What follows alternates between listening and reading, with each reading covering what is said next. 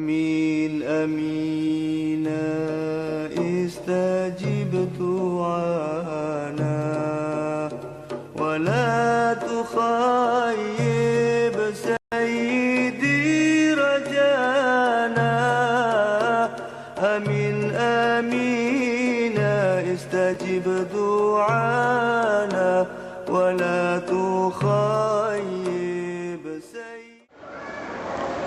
Assalamualaikum warahmatullahi wabarakatuh.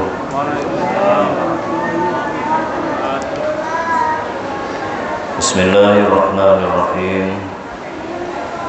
Alhamdulillahi rabbil alamin. Wa bihi nasta'inu ala umuri dunya waddin.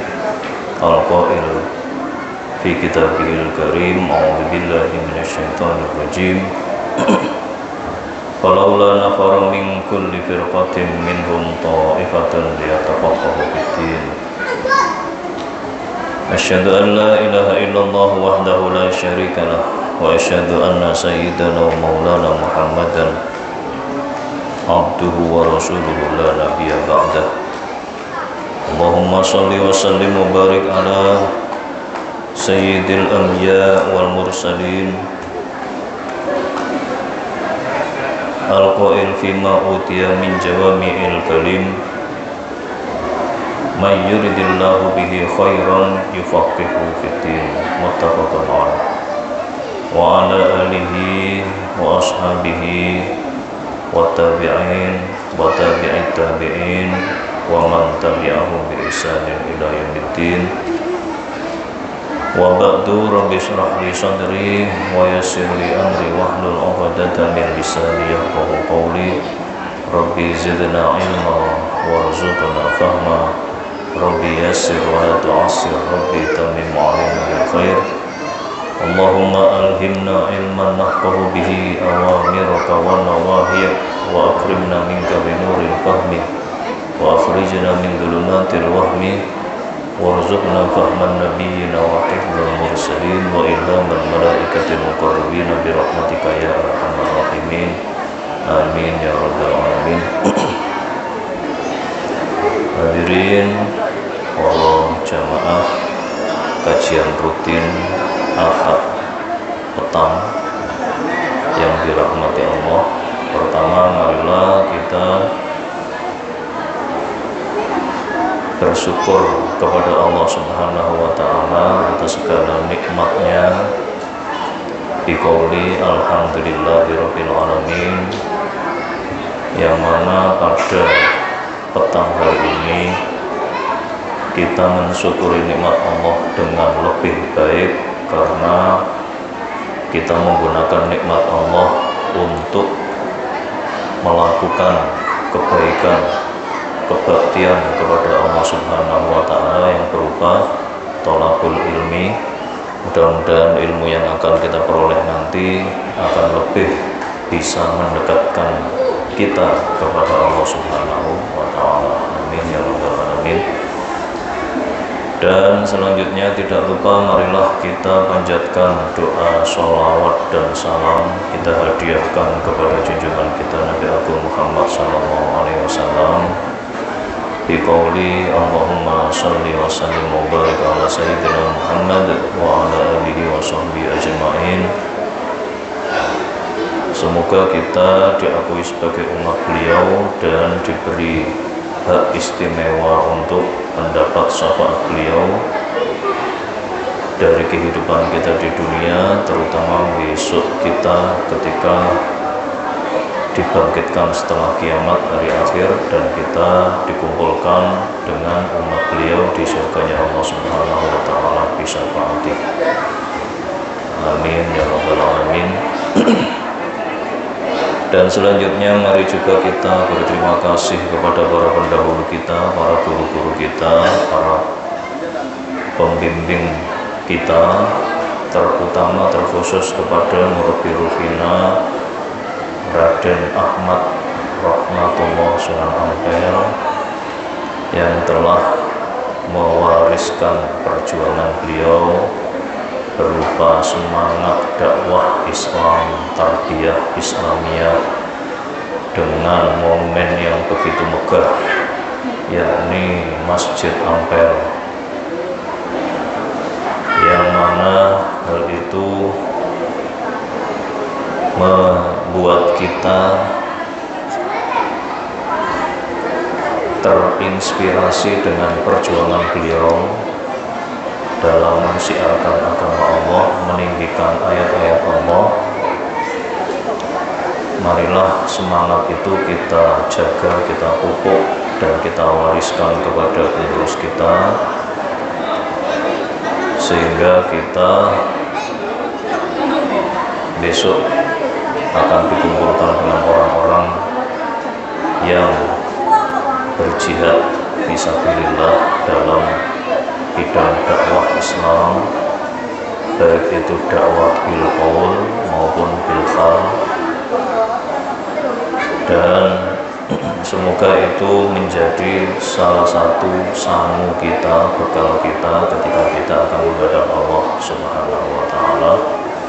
Marilah kita berterima kasih kepada para pendahulu kita dengan mengirim hadiah Fatihah kepada para beliau.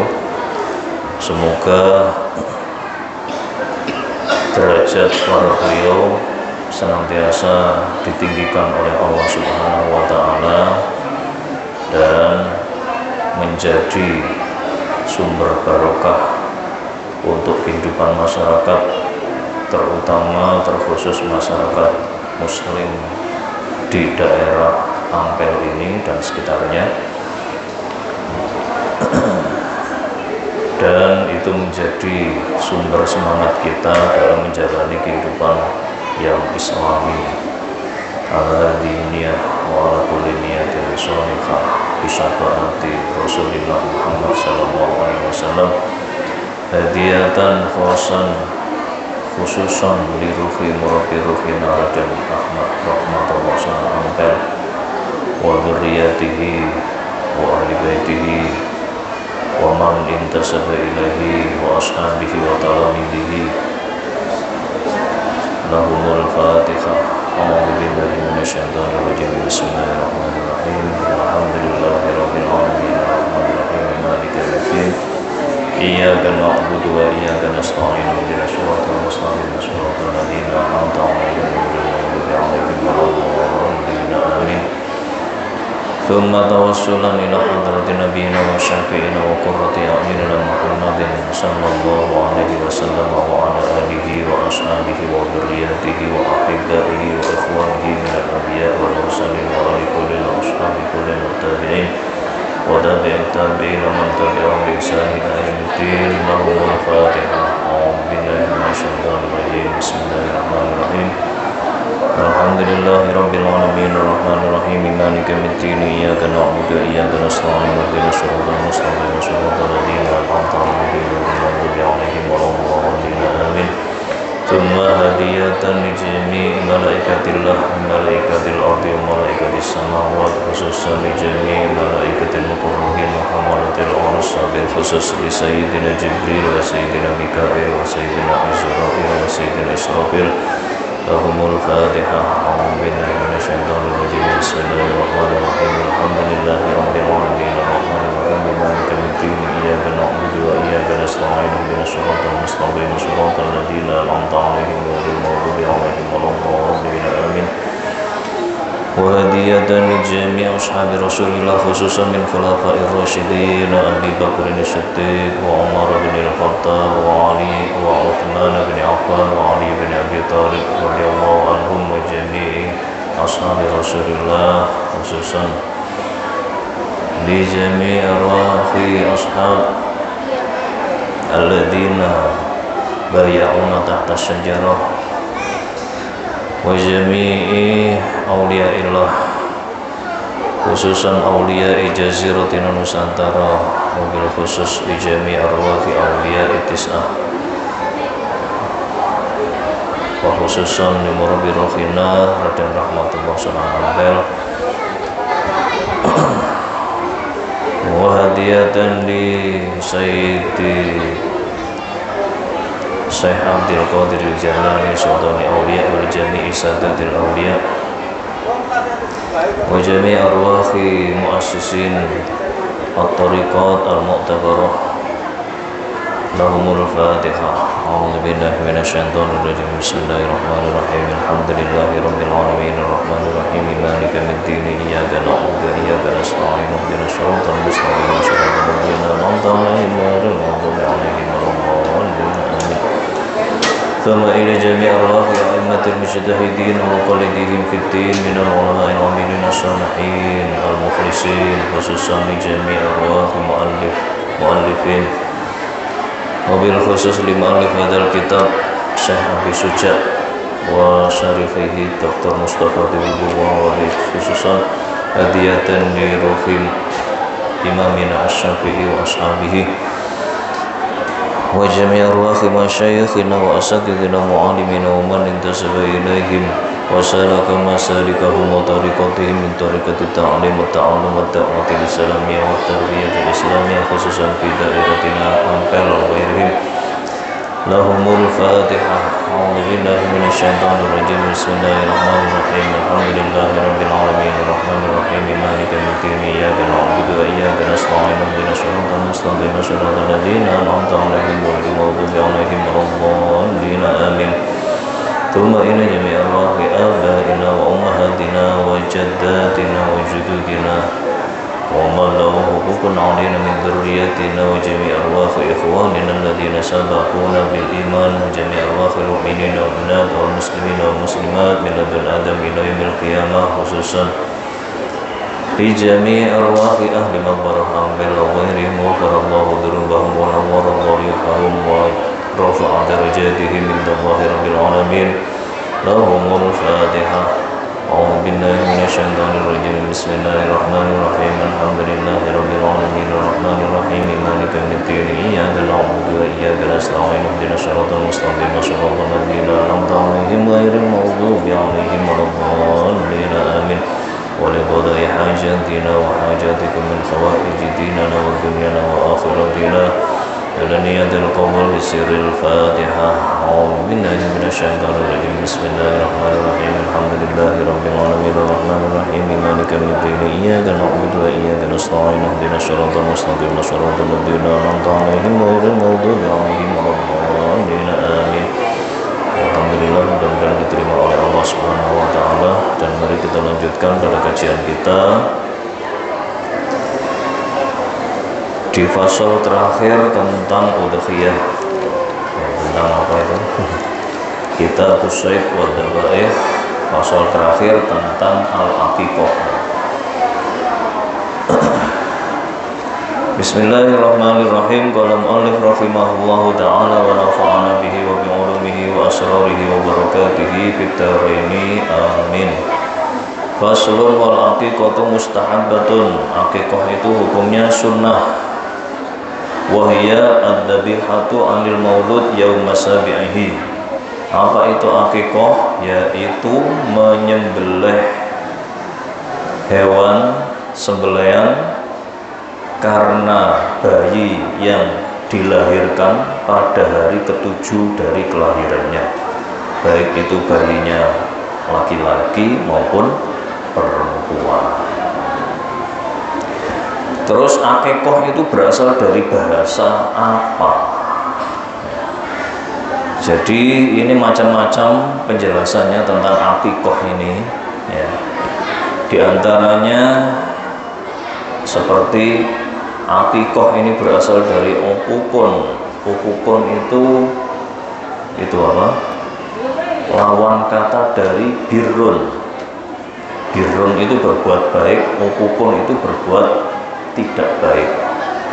Ukukul walidain, berbuat tidak baik kepada orang tua, tidak berbakti kepada orang tua. Aqiqah ini dalam upaya untuk memotong dari sifat-sifat hukukul walidain dari anak yang dilahirkan. Ada yang berpendapat seperti itu. Ada lagi yang berpendapat secara lughat dari akun. Akun wahwa asyakku wal qattu. Artinya itu pecah, terpotong atau terpecah. Apa itu maksudnya? Itu menggambarkan rambut dari bayi yang dilahirkan. rambut dari bayi yang dilahirkan.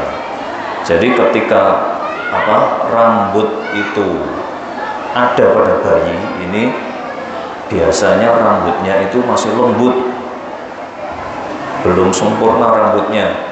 Dan rambut ini kalau dibiarkan nanti tumbuhnya itu bercabang, ya, pecah, bercabang. Nah, terus dipotonglah rambut bayi yang gawang lahir itu ya. Jadi bayi ketika lahir kan ada rambutnya toh. Nah itu ada yang ada rambutnya, ada yang sedikit rambutnya gitu ya. Nah itu dalam ajaran Nabi, rambut dari bayi yang dilahirkan itu di hari ke-7 dari kelahirannya itu dipotong habis, terus ditimbang beratnya,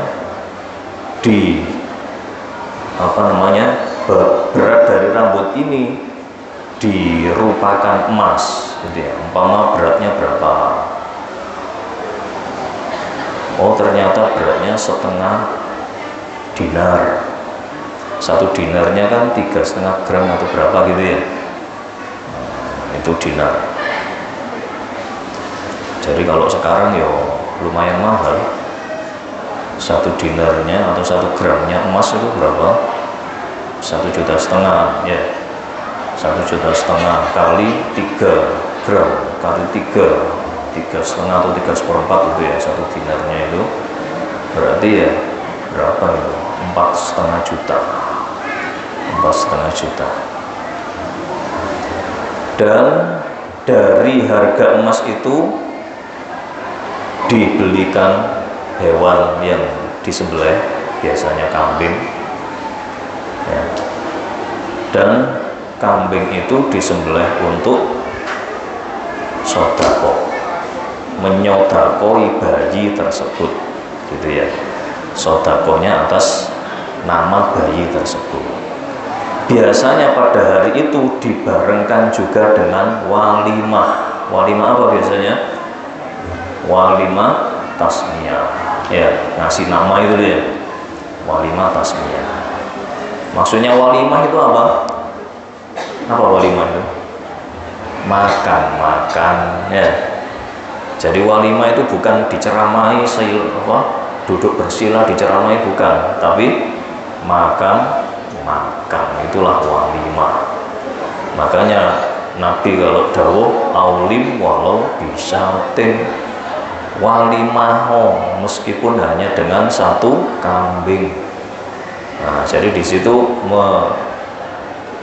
menunjukkan bahwa walimah itu makan. Kalau undang walimah nggak ada makan-makannya, hanya minum saja, hanya kudapan atau kue-kue, nah itu berarti bukan walimah ya. Bukan walimah namanya, resepsi ya. Nah, jadi itu secara lughat atau asal kata dari akikoh. Akikoh ini kenapa kok dihukumi sunnah? Karena di zaman Nabi sudah diajarkan. Ketika Hasan dan Husain itu berumur 7 hari, Siti Fatimah ini disuruh Nabi untuk nyukur rambutnya. Fatimah itu cukuran rambutnya Hasan dan Husain, terus timbangan. Akhirnya dicukur dan ditimbang, ternyata bobotnya sama dengan 1 dirham. Nah, 1 dirham gitu ya. Dan dari situ akhirnya disuruh membeli kambing, terus disembelihlah kambing itu, meskipun hanya 1 kambing. Jadi pada saat itu Hasan dan Husain ini diakekoi dengan 1 kambing. Nah terus kok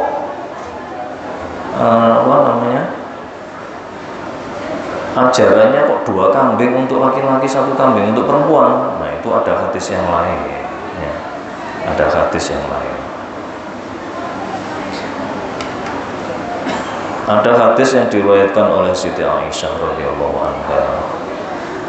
Siti Aisyah itu dawuh, amarona Rasulullah sallallahu alaihi wasallam an-nauqa anil gulami syataini wa anil jariyati syatan. Jadi Kanjeng Nabi memerintahkan kepada kami untuk melakukan akikah untuk anak laki-laki, bayi laki-laki dengan 2 kambing, sementara untuk bayi perempuan dengan 1 kambing. Yang mana di hadis yang lain itu ada yang meriwayatkan anil gulami syatani mutakafiatani. Untuk laki-laki menyembelih akikahnya itu menyembelih 2 kambing yang sama kambingnya. 2 kambing ini sama, bukan yang satu besar yang satu kecil, tidak, tapi sama gitu ya. Mutakafiatani, sama. Maksudnya sama ini ya, umpama gibas ya keduanya gibas, terus besarnya ya 11-12 gitu ya, bukan yang satu gibas yang satu kacang, bukan seperti itu ya. Yang sama. Terus akikah ini wafi ba'di riwayatin, ada yang menceritakan bahwa akikah ini termasuk salah satu budaya jahiliyah. Kebiasaan orang jahiliyah kalau mereka mendapatkan bayi laki-laki ya, seperti yang dilakukan oleh kakeknya Kanjeng Nabi di saat Nabi lahir. Itu kan Abu Thalib, pamannya Nabi, paman apa? Kakeknya Nabi ini kan mengadakan walimah, ya, mengadakan walimah. Pada saat itu kan belum ada ajaran Islam toh, di saat Nabi lahir. Nah itu sudah ada. Jadi kakeknya, karena pada saat itu bapaknya Kanjeng Nabi sudah wafat, ya, Sayyid Abdullah sudah wafat, mbahnya ini yang mengadakan walimah, ya. Mengadakan ngundang orang untuk makan-makan. Katanya kalau tradisi jahiliyah itu berbeda dengan yang sudah diajarkan Nabi. Ada sedikit perbedaan. Apa itu? Kalau di jahiliyah untuk bayi perempuan nggak ada walimah. Kenapa? Karena bayi perempuan dikubur hidup-hidup, nggak ada walimah, karena mereka malu kalau punya bayi perempuan. Bayi perempuan itu seperti aib keluarga. Kenapa kok dianggap aib? Karena tidak mampu berperang. Karena di zaman Nabi itu antar suku itu sering perang, apalagi suku Yahudi sering sekali perang. Sampai Nabi hijrah di Madinah itu orang-orang Yahudi itu masih sering perang. Jadi kesukuan dari orang jahiliyah itu sangat kuat. Mereka sangat menjaga harga diri mbah-mbahnya, gitu ya. Sehingga mereka itu sangat menghafal garis keturunannya. Si A bin B bin C bin D sampai mbahnya itu hafal semua. Dan itu menjadi tradisi orang Arab di zaman itu. Entah kalau zaman sekarang mungkin masih. Kalau orang Jawa kan tidak ya. Paling ya sampai buyutnya itu hafal. Setelah itu di atasnya sudah nggak hafal. Atau bahkan ada yang nutup-nutupi. Kalau ini keturunannya siapa ditutup-tutupi. Itu ya, itu orang Jawa. Kenapa kok ditutup-tutupi? Khawatir nanti anak putunya ini nggak kuat bawa derajat, ya, akhirnya jadi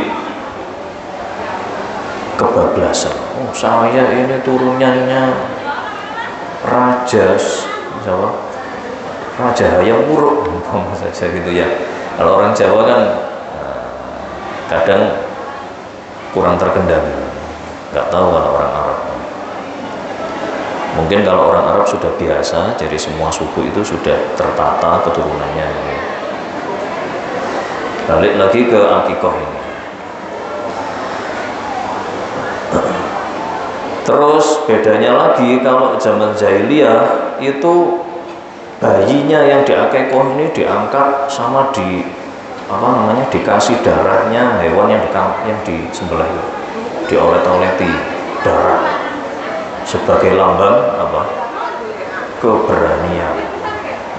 Dibangga-banggakan kalau punya anak laki-laki. Zaman nggak tahu kalau Madura bangga nggak? Katanya kalau orang Madura bangga punya anak laki-laki. Nggak tahu kenapa. Kalau orang Jawa biasa-biasa saja. Anak laki-laki saya 6, biasa-biasa saja. Paling ya tetangga-tetangga itu heran, kok iso? Mau pengen nyarek sakmono kok iso gitu aja. Anak saya kan 8, nah, laki-lakinya 6, ceweknya 2. Tetangga-tetangga mau pusing mikirin, kok iso mau pengen saya anak-anak 8. Kalau saya nggak usah pusing, pokoknya dilakoni gitu aja. Nah ini anak saya yang kelima, laki-laki yang kelima. Nah, terus kalau di zaman Nabi yang diolet-olet, yang oles-oleskan bukan darah, tapi parfum, ya, wewangian kepada orang yang diundang. Dan itu tradisi itu sampai kepada kita, ya toh? Kalau walimah akikoh kan ada yang jalan ngasih minyak wangi gitu ya, minyak wangi atau disemprot atau dioles. Itu sedikit perbedaan antara akikohnya orang jahiliyah dengan orang Arab, orang Islam yang diajarkan oleh Nabi. Selanjutnya, kalau tidak mampu pada hari ke-7 karena belum punya uang, gimana? Ya ditunda sampai hari ke-7 berikutnya. Begitu seterusnya sampai mampu, sampai anak ini belum balik. Yang disunahkan untuk akikoh ini orang tuanya, ya, bukan tetangganya atau mbahnya, bukan, ya. Nah ini anak saya masih belum kerja tapi sudah punya anak, gimana ini?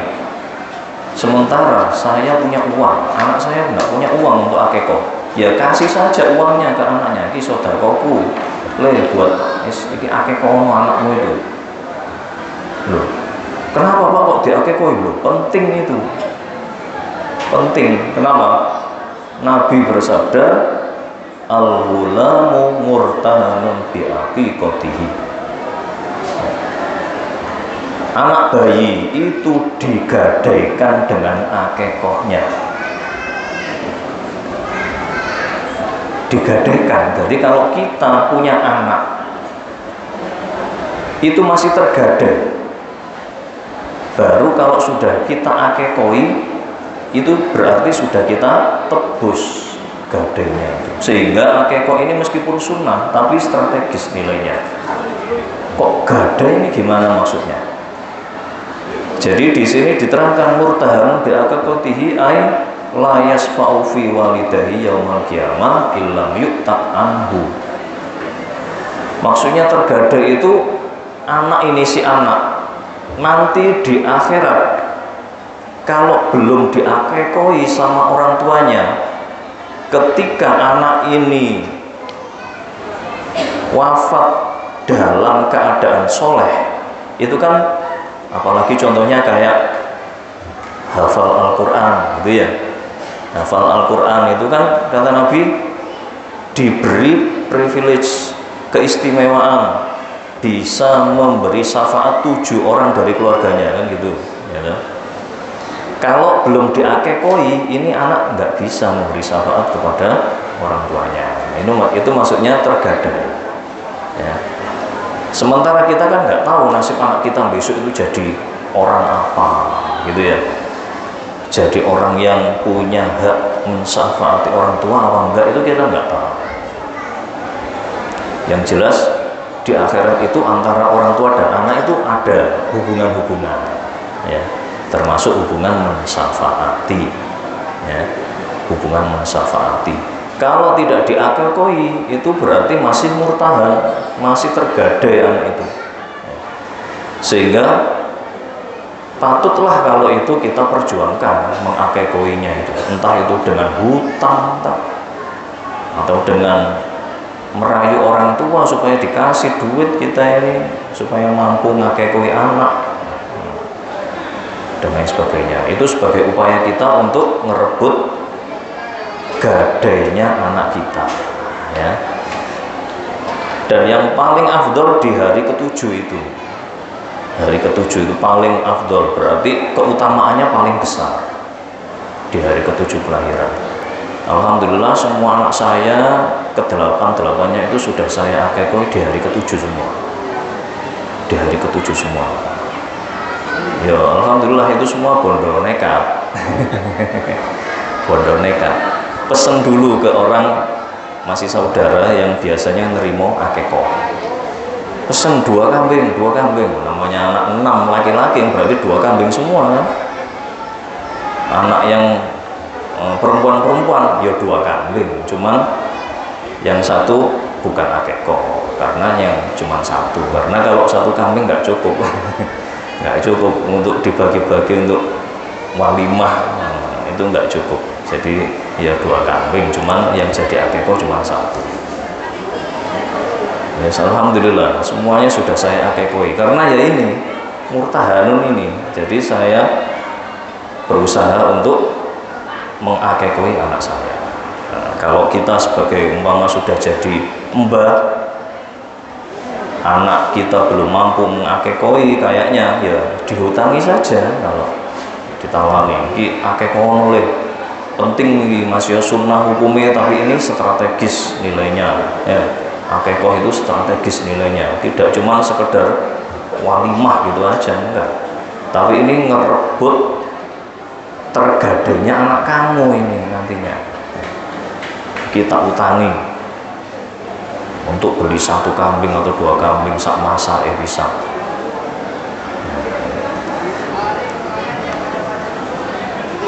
Itulah kedudukan akekoh, ya. Kita lanjutkan, wa yudbahu anil gulami satani, seperti yang diajarkan oleh Nabi yang didhawuhkan kepada Siti Aisyah tadi itu ya. Wa yudbahu anil gulami satani, dan disembelihlah 2 kambing untuk mengakekoi anak bayi laki-laki.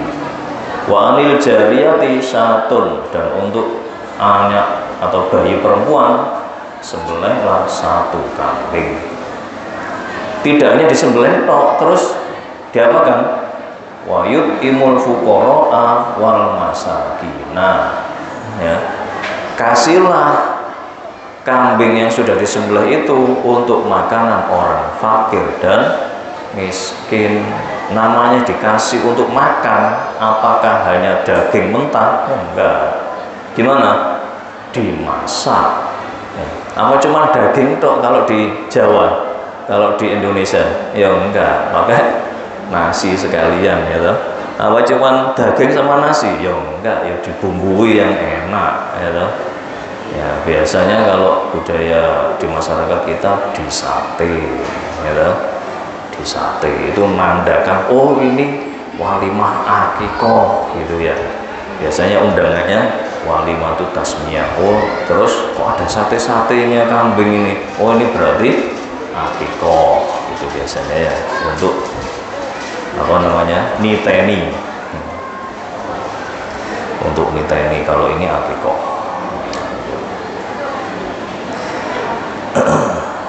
Terus apa lagi?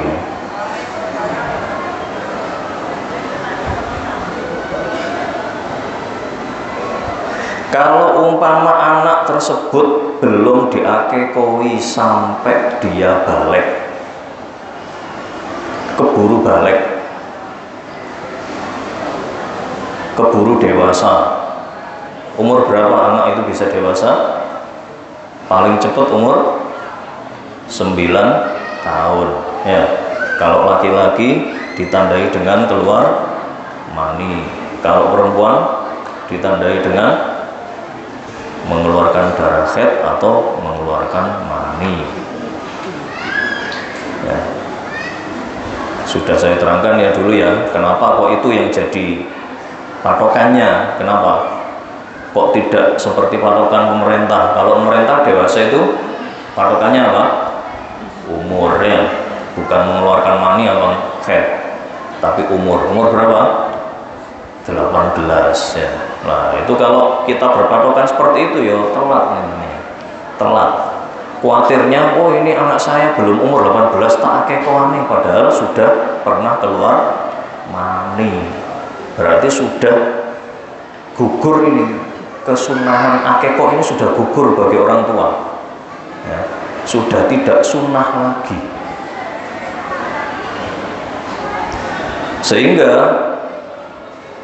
tidak bisa nebus murtahan tadi ya, tidak bisa nebus sudah, karena si anak sudah keburu dewasa.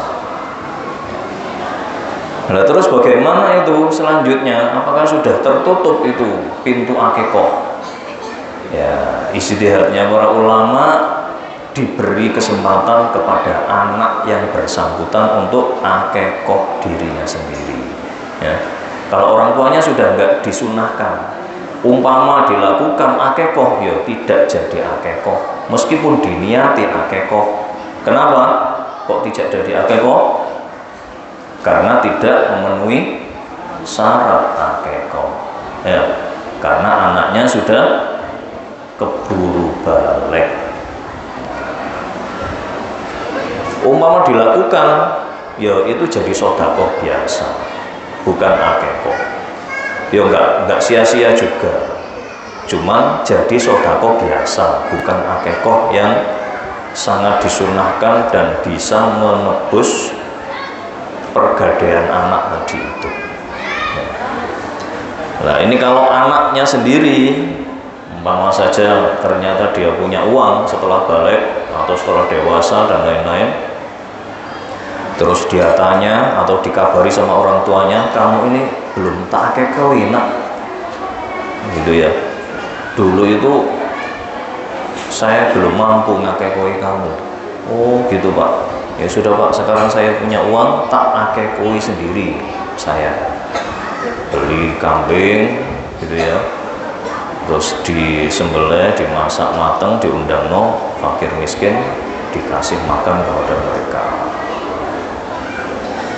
Untuk ngasih makan ini tidak ada aturannya, berapa orang fakir miskinnya itu berapa, nggak ada aturannya, minimal 1 orang. Jadi kalau kita ngundang orang untuk walimah akikoh, jangan sampai tidak ada fakir miskin di situ. Ya, jangan sampai tidak ada fakir miskin di situ. Umpama tetangganya kaya semua, terus yang diundang tetangganya yang kaya-kaya itu, nggak ada yang fakir miskin. Nah ini nggak tercapai maksud dari akikoh. Ya, karena harus diberikan kepada fakir dan miskin, minimal kepada 1 orang. Ya. Nah ini terkadang kita lupa dengan hal itu. Pokoknya diundangkan tetangga kiri kanan semuanya, atau dikirimkan kepada tetangga-tetangga, itu boleh. Jadi akikoh ini tidak harus diundang ke rumah, malah sebaiknya menurut syariatnya itu dikirim ke rumah masing-masing, disedekahkan ke rumah masing-masing. Tapi biasanya karena dibarengkan dengan walimah tasmiyah, nah, itu berarti namanya walimah itu ngejak makan orang. Nah itu diundangkan, orang-orang diundang ke rumah kita untuk makan. Tidak hanya makan, biasanya juga dibungkus untuk pulang. Ya, dibungkus untuk pulang, ya nggak apa-apa dibungkus. Umpama nggak pakai dibungkus, dimakan di tempat, gimana? Ya nggak apa-apa, ya, nggak apa-apa. Ada di daerah-daerah sebelah selatan Jawa, kayak Blitar, Kediri, Tulungagung, Galeh, itu ada yang walimah akikoh ini nggak pakai berkat. Jadi ngundang tetangga kiri kanan, berapa orang, ratusan orang gitu, terus dikasih makan satenya yang banyak biasanya. Satenya itu kasih yang banyak. Ini kalau orang darah tinggi ya menakutkan ya. Sate gulai, satenya 5 tusuk besar-besar. Nah, ini kalau orang tua ya, waduh ini. Nah, itu saya pernah ngalami karena saya kan dulu tinggal di Blitar. Nah, saya pernah ngalami seperti itu di saat mertua saya masih sugeng, karena mertua saya yang ngatur gitu ya. Setelah mertua saya wafat itu pakai berkat, diberkat, dibungkusi gitu ya, karena ngikuti daerah sini. Nggak apa-apa, nggak masalah. Yang paling harus kita perhatikan di sana, di antara para undangan harus ada fuqara wal masakin ya, harus ada fuqara wal masakin. Nah gimana kalau nggak ada ya, dicari. Kalau di kota banyak ya, kayak apa namanya, tunawisma itu ya, ya udah diundangkan 1, 2 itu sudah cukup ya. Sudah hasil maksud dari akikoh dan walimahnya. Itulah sekitar bahasan tentang akikoh, mudah-mudahan bermanfaat. Kita lanjutkan ke Kitabus Sawqi Warrumyi. Ini bahasanya berbeda lagi, sudah tidak berhubungan dengan hewan yang disembelih, tapi ini perlombaan yang sekarang lagi ngetren. Apa itu lomba apa? Yang ngetren lomba manah dan berkuda ya. Nggak tahu kenapa itu. Oh ini sunnah Rasul ya, sunnah memang. Cuman jangan sampai kita lupa dengan perkembangan zaman. Kalau bisa ada lomba, kalau sekarang yang lagi ngetren dalam peperangan apa? Kan nggak pakai panah dan kuda, tapi pakai apa? Pakai drone, ya toh? Pakai drone, UAV itu ya. UAV, drone yang berpeledak atau drone kamikaze, drone bunuh diri. Nah itu sekarang, dan itu belum ada yang bikin lomba. Hanya antar negara saja, antar tentara, antar itu biasanya. Itu pun bisa diadopsi sebenarnya, mengikuti perkembangan zaman. Karena apa? Karena yang dimaksud, salah satu dari tujuan sabab warumyi ini adalah untuk mendukung kemampuan orang Islam ketika terjadi perang. Lah perang sekarang kan pakai drone loh. Pakai drone, bawa granat dijatuhkan. Satu drone bisa bawa 4 granat. Nah itu yang dilombakan. Baik, bagus itu ya. Kemampuan apa, manuver drone, apa itu membidik target dengan drone atau dengan rudal atau dengan apa yang sesuai dengan perkembangan zaman kita. Itu bisa juga untuk di apa namanya dikiaskan dengan zaman Nabi. Tidak harus panahan, naik kuda dengan manah, memanah target, tidak harus itu ya. Karena salah satu tujuan untuk lomba ini adalah untuk mendukung kemampuan orang Islam ketika perang. Itu ya. Itu pendahuluan tentang Kitabus Sabaq Warrumyi. Insyaallah kita lanjutkan di pertemuan minggu yang akan datang. Wallahu a'lamu bishawab. Al-Fatihah. Alhamdulillahirabbil alamin.